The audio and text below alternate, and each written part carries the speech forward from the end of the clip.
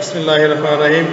স্নেহ ছাত্রছাত্রী ভাই বোনেরা, তোমাদেরকে দ্বিতীয়বার আমার ক্লাসে স্বাগতম। তোমরা এতক্ষণ আমার প্রথম লেকচার উপভোগ করেছিলা, এখন দ্বিতীয় লেকচারে তোমাদেরকে আমি স্বাগতম জানাচ্ছি।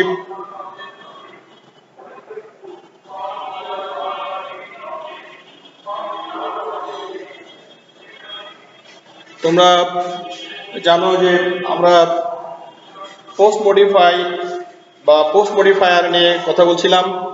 পোস্ট মডিফায়ারের প্রথম অংশ আমরা বিভিন্ন ব্যবহার নিয়ে আলোচনা করেছি। তারই আর কিছু ব্যবহার আছে, যে ব্যবহারগুলো আমরা এখন আলোচনা করব তোমাদের সামনে। এখন পোস্ট মডিফায়ারের ব্যবহারে যে আলোচনা শুরুতে রয়েছে, prepositional phrase use as post modifier. শুরুতেই শব্দটা তোমাদের ক্লিয়ার হওয়া উচিত। What is prepositional phrase? Prepositional phrase হলো সেটা প্রিপজিশন প্লাস নেসেসারি ওয়ার্ডস মিলে হলো প্রিপজিশনাল ফ্রেজ। আবার আরো ব্যাখ্যা দিতে পারি, প্রিপজিশনাল ফ্রেজ সমান সমান, যদি গাণিতিকভাবে বলতে চাই, preposition phrase is equal to preposition plus noun plus necessary words. এই তিনটার সমন্বয়ে প্রিপজিশনাল ফ্রেজ হয়ে থাকে। এখন এই প্রিপজিশনাল ফ্রেজ হলো নাউন বা নাউন ফ্রেজের পরে বসিয়া পোস্ট মডিফায়ারের কাজ করে কিভাবে, সেটা এখন আমরা উদাহরণের মাধ্যমে জানার চেষ্টা করব তোমাদের সামনে। যেমন আমি যদি লিখতে চাই দা ফুটবল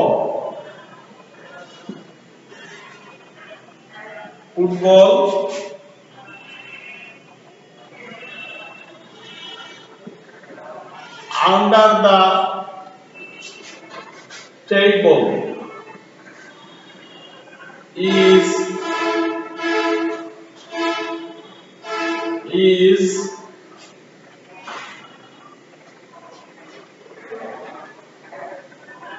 white। ছোট্ট উদাহরণ বোঝার জন্য, দ্য ফুটবল এটা হলো নাউন, এই নাউনের পরে থাকলো আন্ডার দা টেবল। আন্ডার হলো এখানকার প্রিপজিশন, দা টেবল হলো আপনার প্রয়োজনীয় শব্দ, ইজ হোয়াইট হলো ভার্ব সহ বাকি অংশ। তাহলে আন্ডার দ্য টেবল এটা হলো প্রিপজিশনাল ফ্রেজ, যাহা ব্যবহার হয়েছে দা ফুটবল নাউনের পরে। অতএব এই নাউনের পরে এই প্রিপজিশনাল ফ্রেজ ব্যবহার হলো পোস্ট মডিফায়ার হিসেবে ব্যবহার হলো, প্লাস সেন্টেন্সের অর্থ প্রদান করলো। সেক্ষেত্রে আমরা বুঝতে পারছি যে প্রিপজিশনাল ফ্রেজ হলো এইভাবেই নাউন বা নাউনের পরে বসে একটা অর্থ প্রদান করে। এইভাবেই the book on the table is an interesting book for me. এইভাবেই the cat under the bed is a white বা ব্ল্যাক ক্যাট, এটা আমরা বলতে পারি। অর্থাৎ এইভাবে অসংখ্য ব্যবহার আমরা প্রিপজিশনাল ফ্রেজ ইউজ করে নাউনের পরে ব্যবহার করে একটা সাকসেসফুল বাক্য বা মিনিংফুল বাক্য উপহার দিতে পারি। আমরা আমাদের মনোভাবটাকে এতে প্রকাশ করতেও পারি। প্রিয় শিক্ষার্থী ভাই বোনেরা, এরপরে যে আমরা ব্যবহারটা দেখাবো সেটা হলো relative close. Relative clause use as post modifier. এইখানে আমরা এটা দেখাবো তোমাদের সামনে। এখন একটু খেয়াল করো,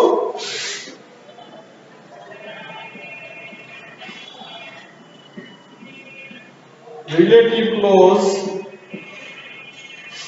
as post modifier,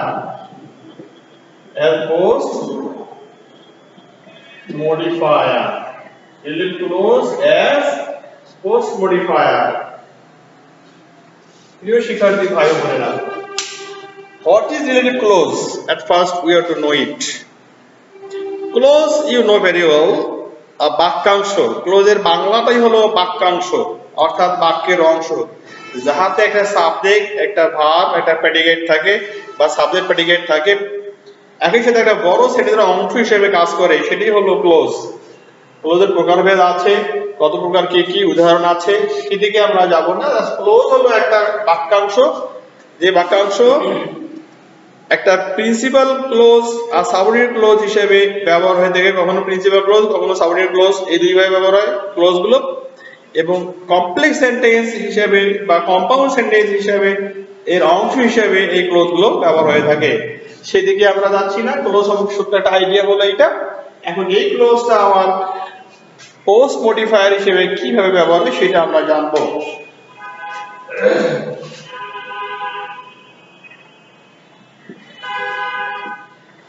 The man who works hard can be successful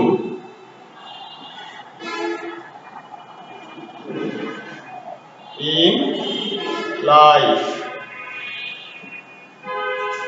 বন্ধুরা, the man এটা হলো আমার নাউন, who works hard এটা হলো আমার একটা ক্লোজ। এই ক্লোজটা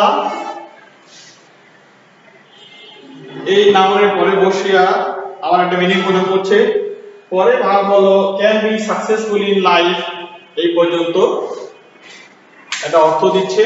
আর নাউনের পরে বসিয়া এই ক্লোজটা একটা পূর্ণাঙ্গ অর্থ দিচ্ছে, বা এই ক্লোজটা ইউনিকলি প্রকাশ করতেছে। এই পুরো অংশটাই আমার একটা অর্থ প্রদান করছে। The man who works hard, who works hard একটা ক্লোজ। রিলেটিভ ক্লোজ বলতে এই যে ডাব্লিউএইচ যতগুলো আছে আমাদের, ডাব্লিউএইচ সহ প্রয়োজনীয় শব্দ এবং একটা বাক্যাংশ হিসেবে, বাক্যের অংশ হিসেবে কাজ করতেছে এই অংশটা, যার সাবজেক্ট আছে, ভার্ব আছে, অবজেক্ট থাকতে পারে। আর এখানে আমার এই নাউনের পরে ইউজ করছি এই অংশটা। অতএব এইটি হলো আমার রিলেটিভ ক্লোজ। এই নাউনের পরে বসার কারণে হলো আমার এটা পোস্ট মডিফায়ার। তাহলে relative clause use as post modifier in this sentence, be has been successful. এবার আর অনেক বাক্য বলতে পারি আমরা রিলেটিভ ক্লোজ হিসেবে। সর্বশেষ relative close, the boy, the books which was written by Mr. Kajol was very historical point of view, in the historical point of view was very successful। এভাবে আমরা অনেক বাক্য বলতে পারি রিলেটিভ ক্লোজ হিসাবে এখানে দেখাতে পারি। প্রিয় শিক্ষার্থী ভাই বোনেরা, এরপরে আমরা শিখব adjective phrase use as post modifier. Adjective phrase অর্থাৎ যে ফ্রেজটা অ্যাডজেক্টিভের কাজ করে, নাউনের পরে বসিয়া নাউনকে পোস্ট মডিফাই করে, সেটি হলো adjective phrase use as post modifier. যেমন যেমন যেমন I found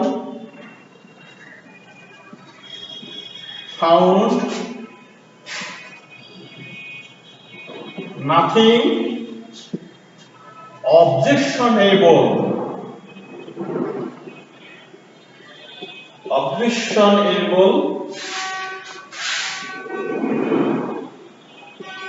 in his lecture।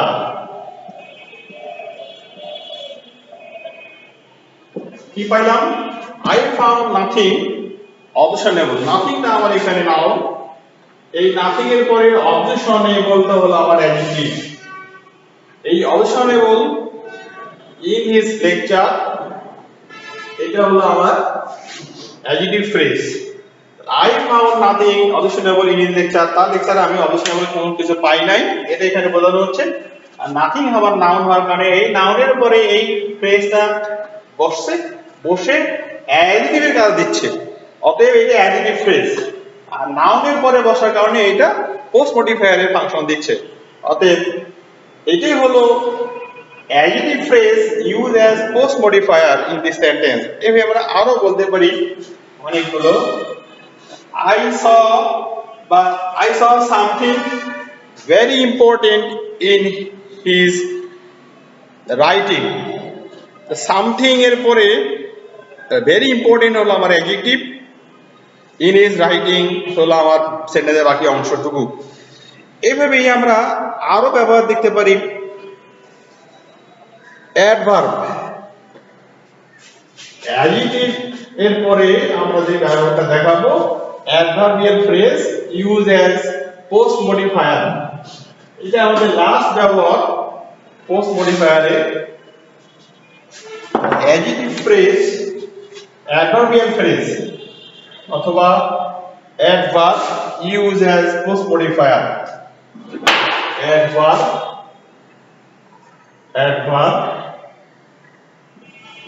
as post modifier, post modifier।